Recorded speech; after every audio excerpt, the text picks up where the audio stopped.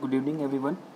तो आज हम लोग स्क्रब टाइफस के बारे में देखेंगे और इससे रिलेटेड मैंने पहले एक वीडियो भी डाला था, तो आज उसका सॉल्यूशन भी हो जाएगा। तो first of all, scrub typhus is known as bush typhus. Why bush typhus, ये आपको बताना है। और इसका एक और नाम है सिगरोसिस और शिगरबॉर्न typhus. It is caused by intercellular parasite Orencia susgamushi, gram-negative alpha proteobacterium of family Rickettsia, first isolated identified in 1930 in Japan during World War II। तो अब आया कि ये किसके कारण होता है, ये वेक्टर इसका कौन है। वेक्टर होता है ट्रॉम्बिकुलिड माइट। ट्रॉम्बिकुलिड माइट का और अच्छे से बोले तो उसका लार्वल फॉर्म, जिसको कि शिगर्स बोलते हैं। और ये रहा उसका लाइफ साइकिल, ये उसके लाइफ साइकिल का रहा। इसमें एक चीज़ इंपॉर्टेंट है कि humans are accidental host. Humans कभी भी होस्ट नहीं होते हैं, रिजर्वायर होता है रोडेंट्स और बर्ड्स। ये बात जानना बहुत ज़रूरी है इसमें। अब इंसिडेंट्स ऑफ स्क्रब टाइफस, ये हम लोग जानते हैं कि ये सब ट्रॉफिक में पाया जाता है। एक ख़ास तरह का एपिडेमियोलॉजी में हम लोग जानते हैं, एक वर्ल्ड सिनारियो में, कि ये स्क्रब टाइफस सुज़ुकामुशी ट्रायंगल में ही पाया जाता है मेनली। उस सुज़ुकामुशी ट्रायंगल क्या है ये मैं बताऊंगा, और उसके बारे में incidents. Scrub typhus caused by Orientia susgamushi, mild to fatal disease, 6 to 18 after bite of mite। एशकार बनता है, जहाँ वो काटता है वो एशकार बनता है एक, और इसके कारण enlargement of lymph node regional और जनरलाइज हो जाता है। और फीवर, चंकल रैश, मैलेज और splenomegaly, encephalitis, respiratory failure, circulatory failure, ये सब होता है। और इसके अब आया कि कॉजेटिव ऑर्गन अगर रिकेट्सिया सुज़ुकामुशी है तो ये हार्बर कहाँ करता है, harbour the infected chiggers, particularly area of heavy scrub vegetation. ये बहुत इंपॉर्टेंट है जानना। अब आते हैं रिजर्वायर कौन रहता है। रिजर्वायर मैंने पहले ही बता दिया कि रिजर्वायर में रोडेंट्स रहते हैं और बर्ड्स रहता है। और मोड ऑफ इन्फेक्शन क्या है, ट्रांसमिशन क्या है, आप देख ही सकते हैं यहाँ पे।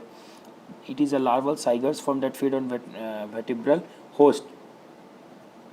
स्क्रब टाइफस में क्या होता है, इश्कार बनता है, फिर वही बात जनरलाइज लिम्फेडेनोपैथी, कार्डियक और सेरेब्रल इन्वॉल्वमेंट में भी शिवियर। और सिंपल बात है, एपिडेमियोलॉजी में क्या होता है, source of infection rat, source of transmission trombiculid mites, trombiculid susceptible population, all susceptible epidemic physical features, tsutsugamushi triangle, जिससे कि मैंने क्वेश्चन डाला था। अब उसको देखिए सुज़ुकामुशी ट्रायंगल क्या होता है। सुज़ुकामुशी ट्रायंगल ये है, ये एरिया वर्ल्ड का वो एरिया मेनली आप देख सकते हैं, northern Japan, far eastern Russia in the north, और Australia in the south and the Pakistan in the west. ये है, ये एरिया को बोलते हैं सुज़ुकामुशी ट्रायंगल। और इसमें हमारा इंडिया भी आता है। इंडिया का कौन सा भाग आता है अगर आप देखिए ध्यान से, तो इंडिया का मेनली वेस्ट बंगाल, जिसमें ज़्यादातर दार्जिलिंग और सिक्किम और हिमाचल प्रदेश का एरिया बहुत इन्वॉल्व रहता है इसमें। और अगर आप देखें इसको ध्यान से तो कभी कभी बिहार, राजस्थान और महाराष्ट्र भी इन्वॉल्व रहे हैं पास में कभी। ये है सुज़ुकामुशी ट्रायंगल। ये है ट्रॉम्बिकुलिड माइट का life cycle, the larva form known as chiggers, then nymph form, then adult, then eggs. This is the life cycle of mite. Now comes the mode of transmission। Mode of transmission हम लोग जानते हैं कि human जो होता है accidental host होता है, no direct person to person transmission. और ये इसके बारे में। अब आते हैं सीगर्स क्या होता है। सीगर माइट का लार्वा होता है, बस ये जानना है, इसका कैरेक्टरिस्टिक पिक्चर है। अब आता है स्क्रब टाइफस के बारे में हम लोग ने बता दिया पूरा, वही एपिडेमियोलॉजी, किन किन देशों में आप देख सकते हैं यहाँ स्पॉटेड है, इन सभी देशों में वो है अभी। Clinical features, incubation period 1 to 3 weeks, usually 6 to 21 days, fever 104 to 105, chills, malaise, conjunctival irritation, mucopollular rash, lymphadenopathy, generalized or regional lymphadocytosis, headache, cough, malaise, और गैस्ट्रोइंटेस्टाइनल सिम्टम्स। और इसमें सबसे इंपॉर्टेंट है कि स्कार जो बनता है वो 5th डे ऑफ इलनेस पे बनता है, ये इंपॉर्टेंट है जानना। और ये रहा स्कार जहाँ साइट ऑफ बाइट है, ये जानना बहुत ज़रूरी है। और स्क्रब टाइफस के रूप में आप जान सकते हैं कि स्क्रब टाइफस ट्रॉम्बिकुलिड माइट के कारण होता है, इतना तो मैंने बताया। लेकिन ट्रॉम्बिकुलिड माइट का भी एक खास जीनस है, लेप्टोथ्रोम्बिडियम। लेप्टोथ्रोम्बिडियम में जो जापान में मेनली है होता है, उसका नाम होता है एकामुशी, लेप्टोथ्रोम्बिडियम एकामुशी। और हमारे यहाँ जो होता है वो होता है लेप्टोथ्रोम्बिडियम डेलेंसिस। ये इसके कारण हमारे इंडिया में होता है। ये वेक्टर कभी कभी पूछा जाता है कि इंडिया में किसके कारण होता है, तो ये आप जान सकते हैं। ये रहा इश्कार, क्योंकि सर पे है। क्लिनिकल मैनिफेस्टेशन वही सब, इंक्यूबेशन पीरियड 4 से 21 दिन, sudden onset of with fever, first week systemic toxic symptom, second week get worse complication, third week convulsion सही हो जाता है। फिर अब आता है इश्कार। इश्कार कुछ नहीं बल्कि एक अल्सर है सराउंडेड बाय रेड एरियोला। बस यही जानना है। Most specific manifestation scrub typhus का होता है। अब आते हैं कॉम्प्लिकेशन। कॉम्प्लिकेशन में कुछ नहीं, बस वही है pneumonitis, hepatitis, myocarditis, meningoencephalitis, DIC, multi organ failure. Investigation के रूप में आप सबसे पहले विल फेलिक्स टेस्ट करवाते हैं जो कि पॉजिटिव आता है प्रोटीज स्टेन OXK के लिए। इनडायरेक्ट इम्यूनोफ्लोरेसेंस ये गोल्ड स्टैंडर्ड है। PCR कभी कभी करवाते हैं हम लोग, और PCR करवाने के लिए हम लोग स्पेसिमेन लेते हैं इश्कार से, सिंपल सी बात है। अब आते हैं diagnosis of scrub typhus. Diagnosis mainly पहले हुआ नहीं करता था क्योंकि जंगलों में होता था। Gold standard is indirect immunofluorescence, और उसी का एक मॉडिफाइड रूप है इनडायरेक्ट इम्यूनोपेरोक्सीडेस। ये मॉडिफाइड फॉर्म है स्टैंडर्ड IFA मेथड का। बस यही जानना इसमें इम्पॉर्टेंट है। अब ये टेबल देख सकते हैं आप, विल फ्लेक्स रिएक्शन में हम लोग एपिडेमिक टाइफस से कैसे अलग करेंगे स्क्रब टाइफस को। तो आप देख सकते हैं हमने सबसे पहले तो पूछा जाता है विल फ्लिक रिएक्शन किस तरह का रिएक्शन है, टेस्ट है। तो ये एक हेट्रोफाइल एग्लूटिनेशन टेस्ट है और ये ट्यूब में होता है। और अब अगर देखें OX19 strain of P वेलिगुरेरिस, OX2 of P वेलगैरिस और AXK ऑफ P मिराबिलिस।